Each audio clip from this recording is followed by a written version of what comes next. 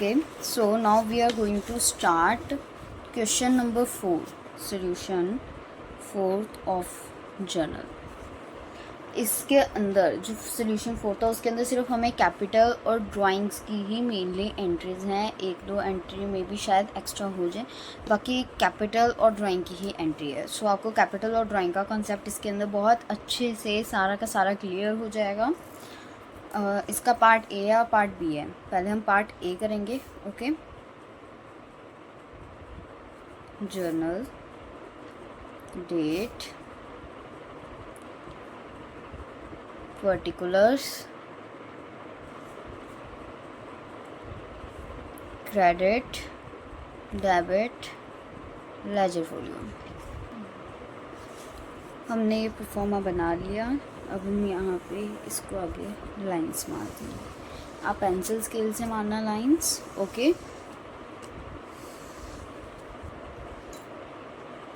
ये वाले कॉलम थोड़े बड़े और ये वाला बिल्कुल छोटा सा करते हैं. ठीक है, ये तो मैंने अभी रफली बनाया इसलिए थोड़ा ज़्यादा बड़ा हो गया, बट आप कोशिश करना इससे भी छोटा बनाओ. तो अब हमारे पास ये वाला जो है ना क्वेश्चन, इसके अंदर हमें डेट दी है. मेरे पास 2022 की बुक है, सो मैं यहाँ पे 2022 लिख रही हूँ. 2022 यहाँ पे हम लिखेंगे Jan 1, जो हमारी पहली ट्रांजेक्शन की डेट है. Raju commenced business with cash ₹2 lakh. जैसे मैंने कल बोला था, सबसे पहले तो आपने ये देखना है यहाँ पे हमने किसकी बुक में रिकॉर्ड करना है. तो यहाँ पे हम लिखेंगे journal of Raju trading company. Okay, so Raju ने अपना बिजनेस कमेंस किया विद ₹2 लाख.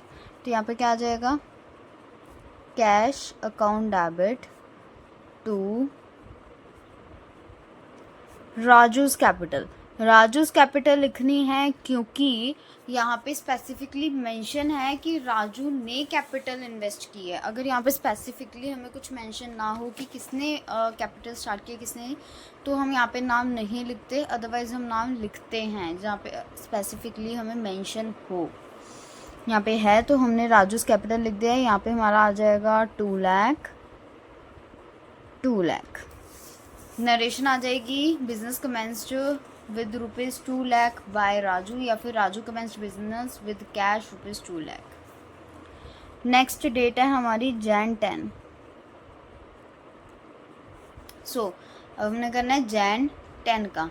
इसका क्या है, cash withdrawn from business for domestic use ₹20,000. हमने बिजनेस में से कैश विदड्रॉ किया 20,000 का, पर्सनल यूज़ के लिए किया हमने.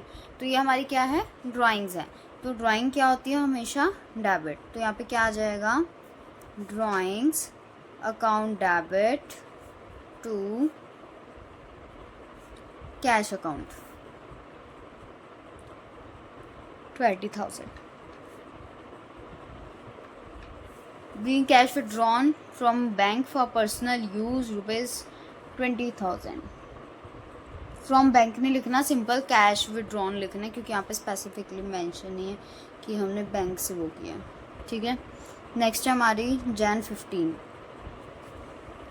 ये है हमारे पास additional capital introduced in the business ₹50,000. हमने एडिशनल कैपिटल इंट्रोड्यूस की है. जब एडिशनल कैपिटल इंट्रोड्यूस होती है तो उसके लिए हमारे पास आता है cash account debit to capital account. यहाँ पे हमने सिर्फ कैपिटल इसीलिए लिखा क्योंकि यहाँ पे ये नहीं दिया हुआ कि राजू ने कैपिटल इन्वेस्ट की है.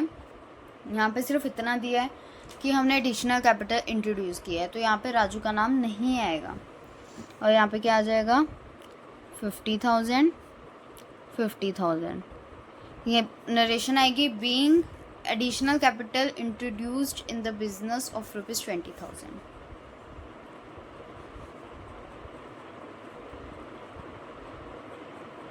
Jan 20 की है हमारी नेक्स्ट ट्रांजेक्शन. क्या है, income tax paid ₹10,000. Income tax हमने अपनी इनकम के ऊपर पे किया, यानी हमारा पर्सनल एक्सपेंसेस जो हमने बिजनेस में से पे किया. डेट्स वाई हमारी क्या है, ड्राइंग्स है. तो यहाँ पे क्या आ जाएगा, drawings account debit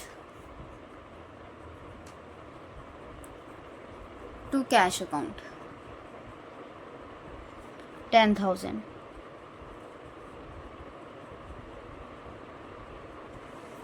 being income tax paid ₹10,000.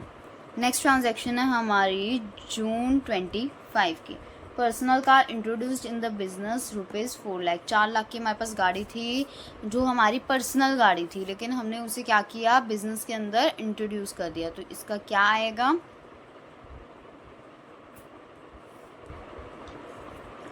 इसका आएगा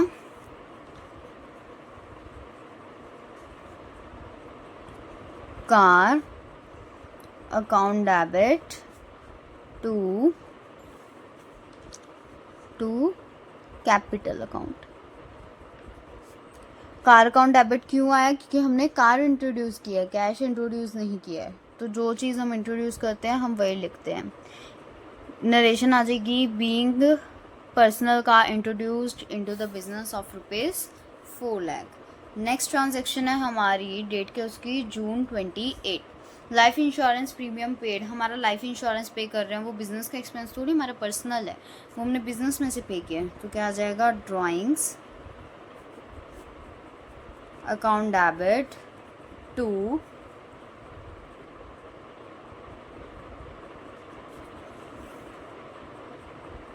कैश अकाउंट, क्योंकि हमने पे तो कैश में किया है ना. इसकी नरेशन आ जाएगी being life insurance premium paid ₹10,000. Next transaction हमारी जैन 31 की. क्या है, personal cash paid to purchase building for business. हमने पर्सनल कैश पे किया है कि हमने बिल्डिंग परचेज करनी है, तो बिल्डिंग हमने इन्वेस्ट की है. तो यहाँ पे क्या आ जाएगा,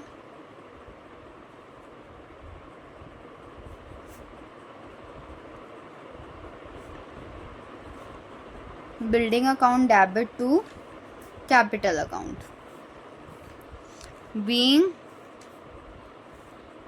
personal cash paid to purchase building for the business ₹3,00,000. Okay, ये हो गया हमारा पार्ट ए. अब हम फोर्थ का क्या करेंगे, पार्ट बी.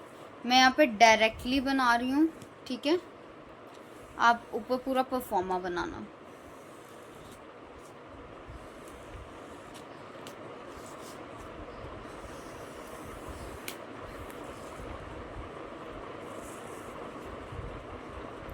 ये भी 2022 Jan 1 से.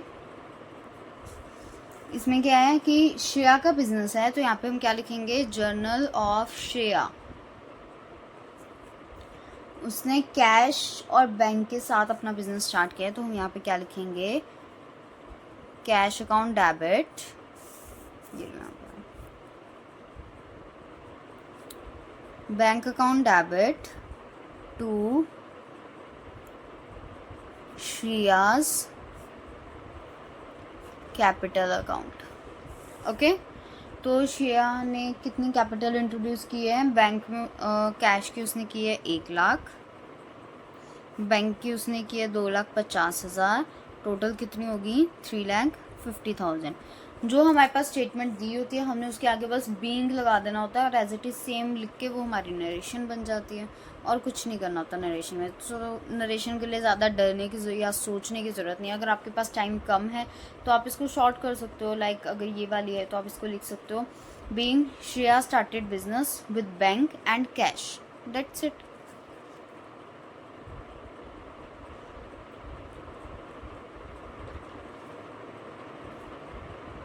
नेक्स्ट है हमारे पास Jan 2 की. Paid school fees of proprietor daughter from the business ₹10,000. उसने क्या किया, स्कूल स्कूल की जो फीस थी वो पे की बिजनेस में से ₹10,000 की. तो उसकी क्या है, ड्राइंग है. तो यहाँ पे क्या आ जाएगा, drawings account debit to cash account.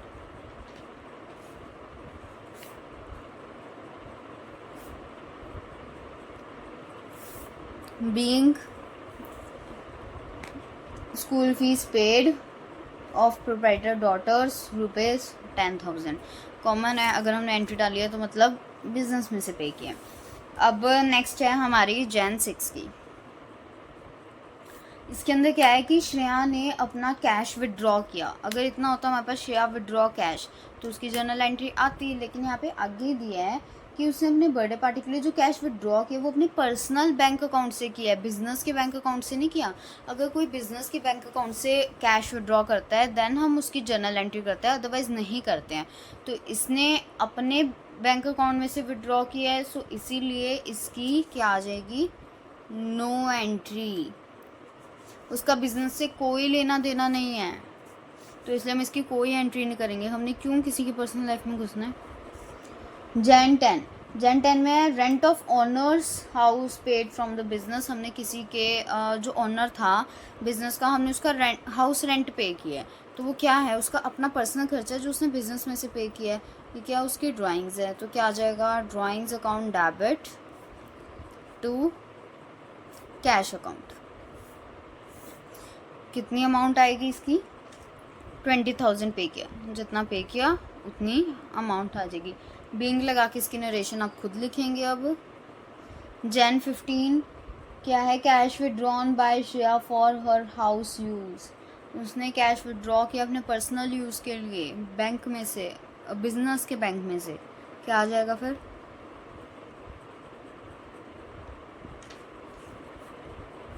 Drawings account debit to cash account. अब देखो यहाँ पे स्पेसिफिकली बैंक वर्ड मेंशन नहीं है, तो इसलिए हम यहाँ पे सिर्फ इतना मेंशन है कि उसने कैश विड्रॉ किया। ये नहीं दिया हुआ कि उसने कैश मतलब जो पहले से बिजनेस के अंदर कैश रखा था वही उठा के लाई है वो, ठीक है, वही उसने विड्रॉ किया है, या फिर उसने अपना बैंक अकाउंट जो था उसमें से विड्रॉ किया है। स्पेसिफिकली हमें कुछ नहीं दिया हुआ, तो हम ये कंसीडर करेंगे कि उसके पास जो बिजनेस में कैश रखा था रिसेंटली, उसके पास जो कैश आया तो उसने वही विड्रॉ किया है, बैंक अकाउंट में से नहीं किया। तो यहाँ पे हम लिखेंगे to cash. Okay, to bank नहीं लिखना, टू बैंक सिर्फ तब लिखना है जब हमारे पास स्पेसिफिकली मेंशन हो ये चीज़ कि उसने बैंक में से विड्रॉ किया है कैश। क्या आ जाएगा, 4,000।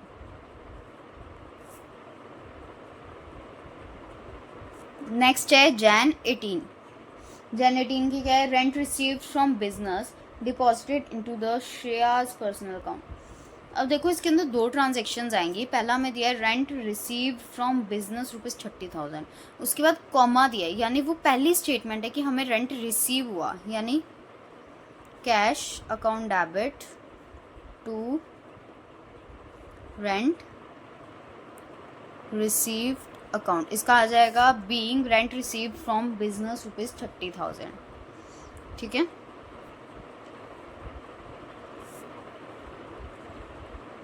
उसके बाद Jan 18 की फिर से कि deposited into the Shreya's personal account. ये बिजनेस का रेंट जो था, ठीक है, बिजनेस के लिए रेंट था ये,